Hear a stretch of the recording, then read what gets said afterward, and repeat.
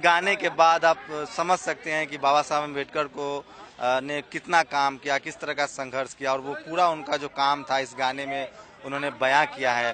और देखिए कि किस तरह से घर घर में उनकी पहुंच बढ़ रही है और उनके जो काम है उसको लोग याद कर रहे हैं और उन्हें सत सत नमन कर रहे हैं। और यही वजह है कि आज बाबा साहब किसी जाति, धर्म या मजहब के नहीं रह गए हैं, वो दुनिया के सबसे बड़े मानवतावादी कहे जाते हैं।